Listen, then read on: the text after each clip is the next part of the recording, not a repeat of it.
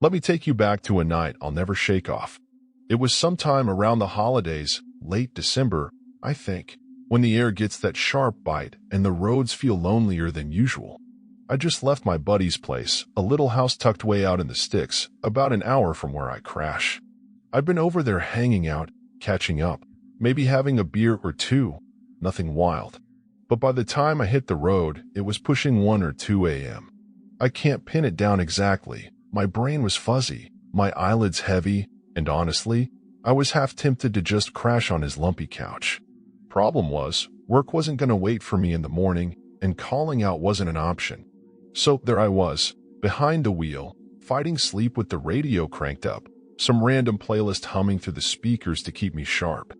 The drive was mostly through these endless farmlands, big, flat stretches of nothing but dirt and crops, the kind of place where you don't see another soul for miles. My headlights cut through the dark, lighting up the cracked pavement ahead, and I just zoned out, staring at the road, letting the music fill the silence. About 20 minutes in, though, something snapped me out of it. My beams caught this weird shape smack in the middle of the lane. I squinted, eased off the gas, and then slammed the brakes harder than I meant to, tires squealing a little on the asphalt. It was a suitcase. Not just any suitcase, a full-on, upright, closed-up piece of luggage, standing there like it was waiting for a bus. I sat there, engine idling, staring at it way longer than I should have. My tired mind was spinning, trying to make sense of it. Who leaves a suitcase in the middle of nowhere like that? And how the hell did it end up standing straight up? I wasn't about to get out and play detective, not at that hour, not out there. So, I flicked on my blinker, like it mattered with no one around, and swung into the opposite lane, giving it a wide berth. As I rolled past, I kept stealing glances at it in my rear view. It didn't budge, just stood there, a dark silhouette against the road. I figured it must have tumbled off someone's truck, landed just right by some freak chance. What else could it be? I shook my head, chalked it up to late-night weirdness, and kept driving.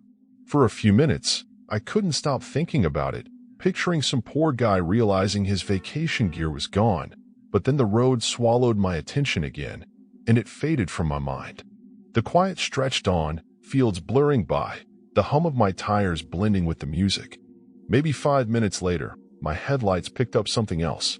This time, it was bigger, a truck, parked dead center in my lane.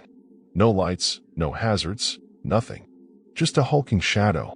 If I hadn't had my high beams on, I might have plowed right into it. I hit the brakes again, softer this time, and rolled to a stop maybe 20 feet back.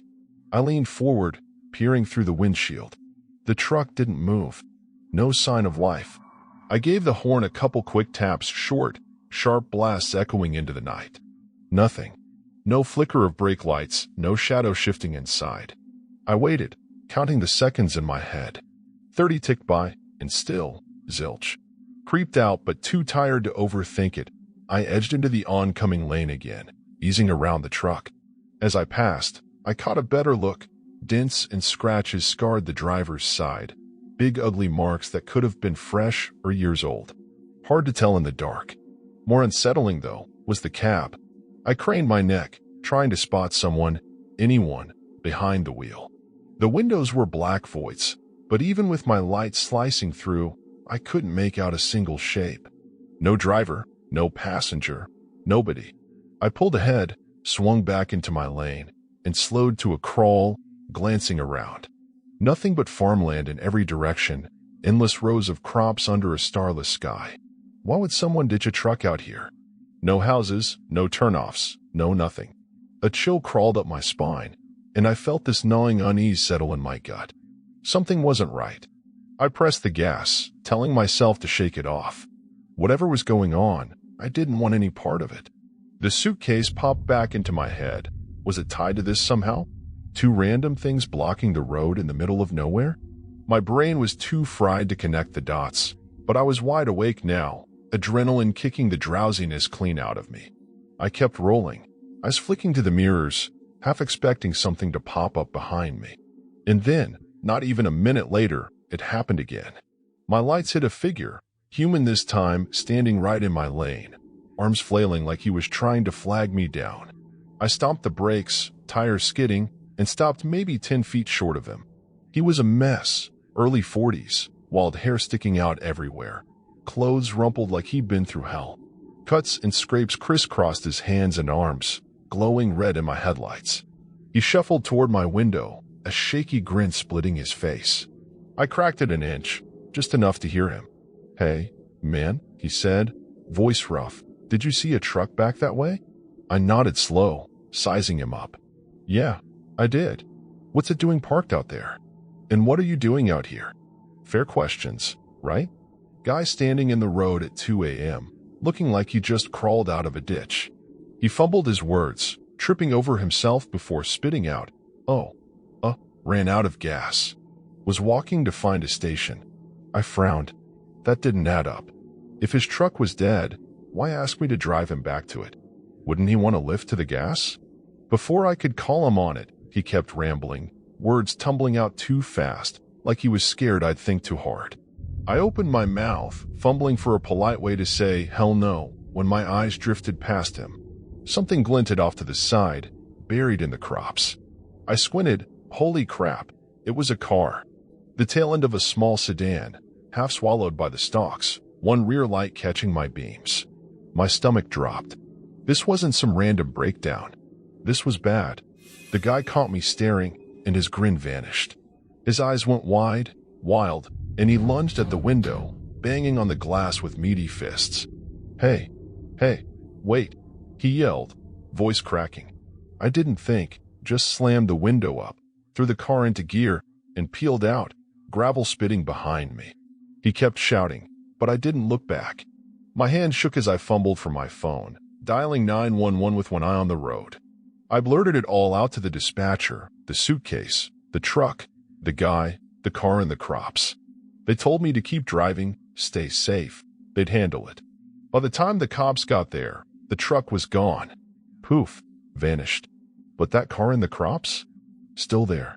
And what they found inside, man, it was worse than I could have guessed. The driver, some poor soul, was dead. Not from a wreck, either. They'd been murdered, likely by that guy I'd dodged. The cops figured he'd used the suitcase and truck as bait, a sick trap to get people to stop, maybe to hitch a ride, maybe to rob them, maybe worse. The other driver hadn't been as lucky as me. They'd stopped, let him in, and that was it. The guy was never caught, never ID'd. Just a ghost who almost had me too. I'm 32 now, work for a trucking company, hauling loads across state lines. That night stuck with me, though. Driving in winter's always a grind, roads slick, nights long, but after that, I don't mess around. I keep my eyes peeled, my doors locked, and I don't stop for anything or anyone unless I damn well know it's safe. Out there in the dark, you never know what's waiting.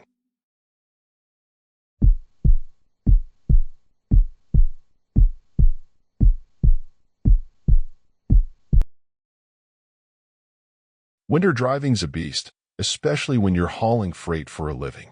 I'm 32, been with a trucking company for a while now, crisscrossing states with loads that can't wait. This particular night was around the holidays, late December, when the cold sinks into your bones and the roads turn into a gamble. I'd left town at 6 p.m., rolling out with a delivery 2 states over. The plan was simple: drive through the night, make my drop, and crash somewhere with a bed. By 11 p.m., I was beat, eyes burning, shoulders stiff, so I pulled into this little truck stop off the highway. Nothing fancy, just a squat building with a flickering neon sign, a couple pumps, and a parking lot big enough for a handful of rigs. I needed a bathroom break, a coffee, and maybe 10 minutes to shut my eyes. I parked my semi near the edge of the lot, away from the 2 other trucks idling closer to the building.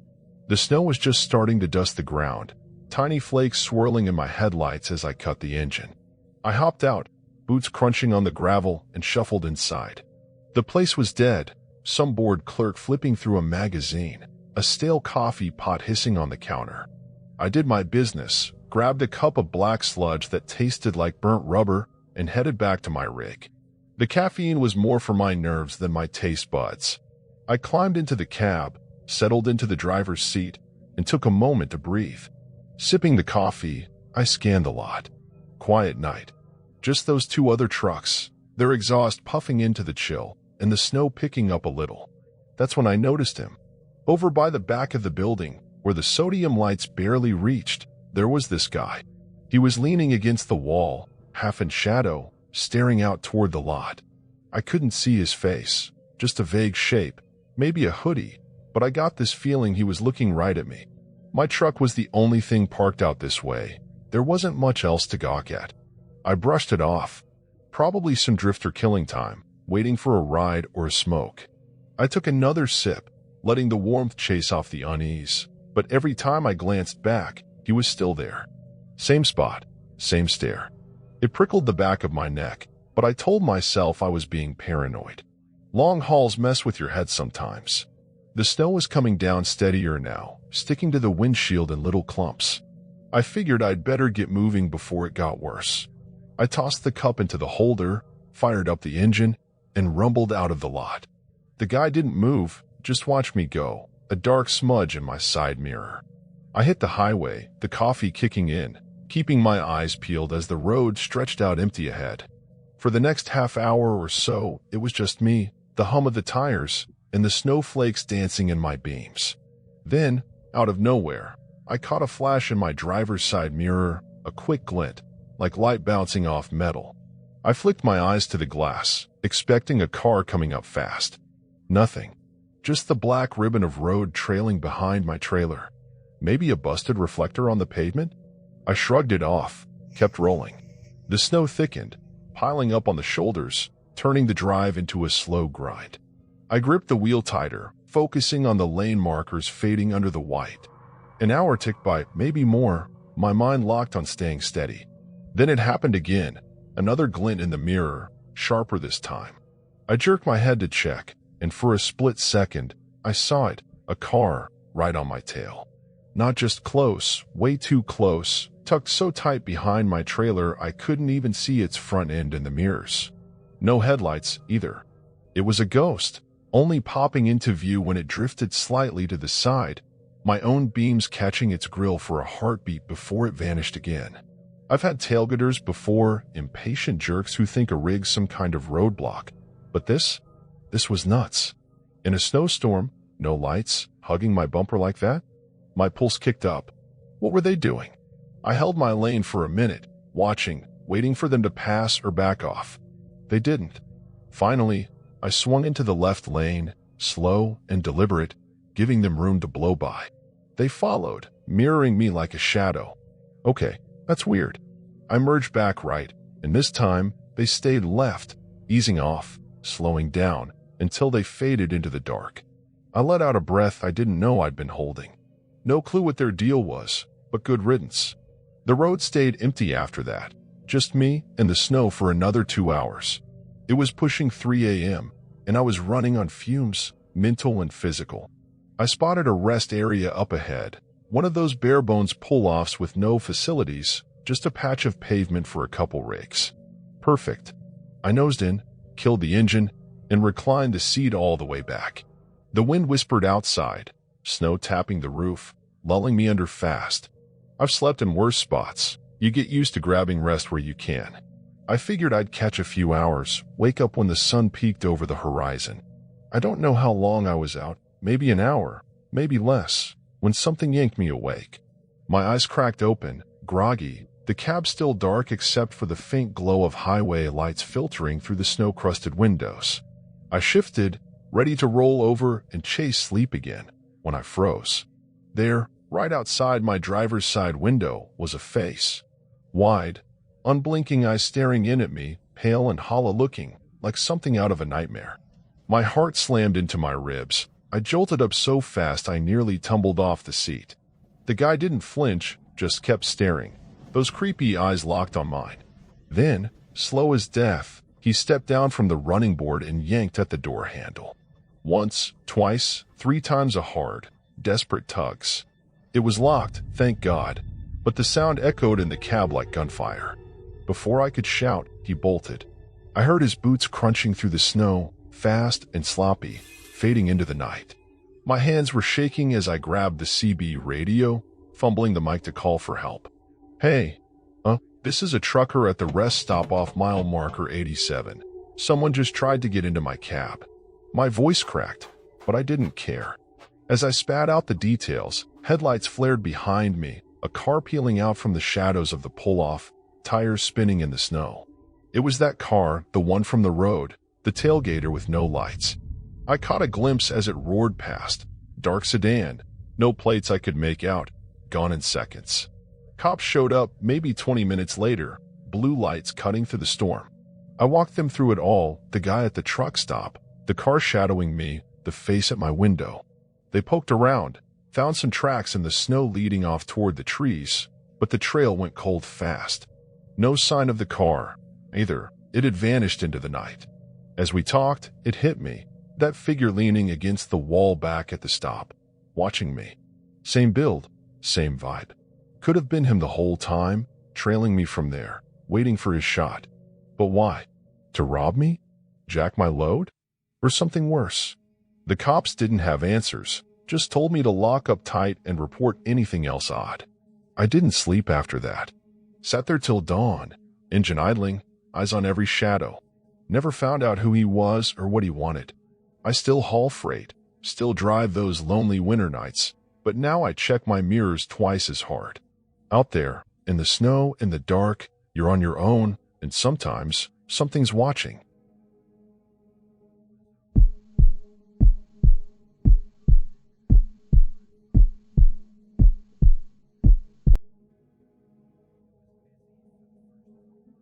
I was 16 when this happened, still wet behind the ears and stoked about my first real gig.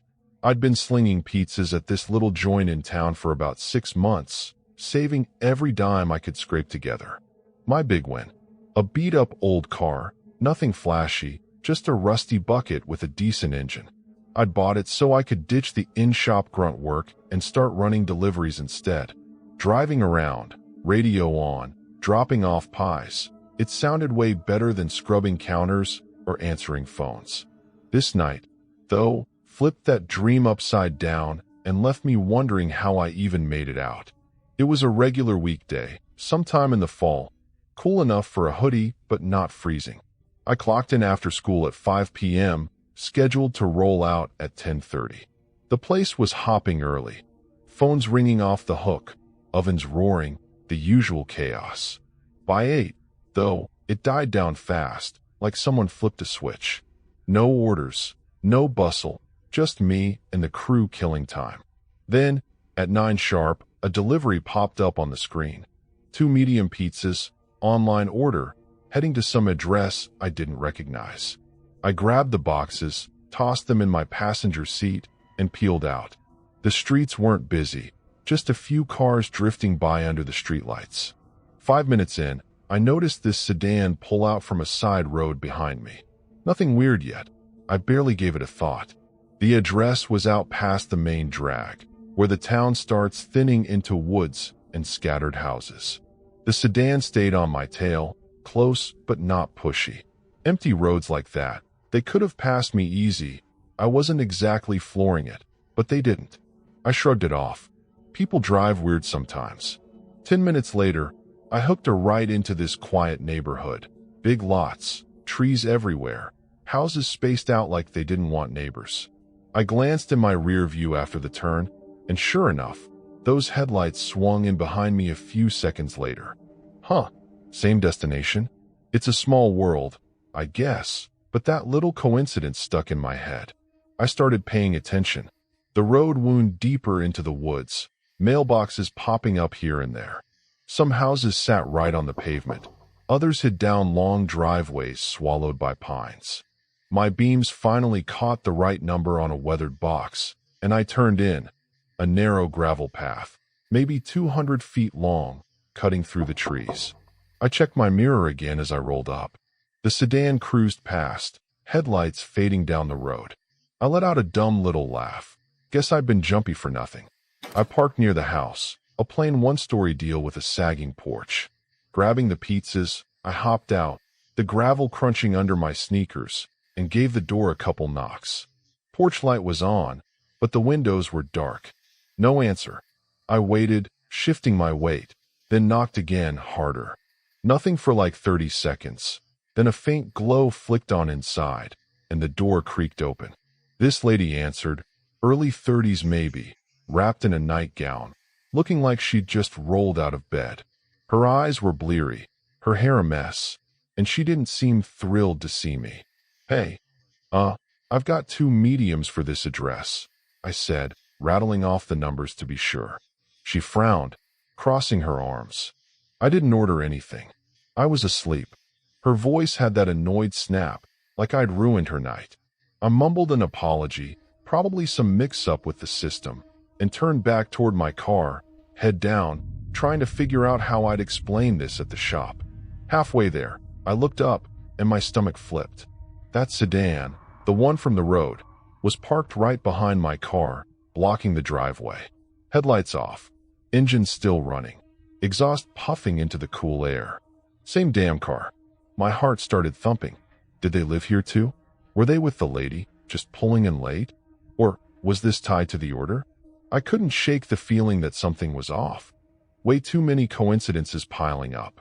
I kept walking, slower now, hoping they'd see me and move or say something. They didn't. I slid into my driver's seat, tossed the pizzas next to me, and turned the key. The car just sat there, a dark shape in my rear view, not budging an inch. The driveway was tight, no room to squeeze around.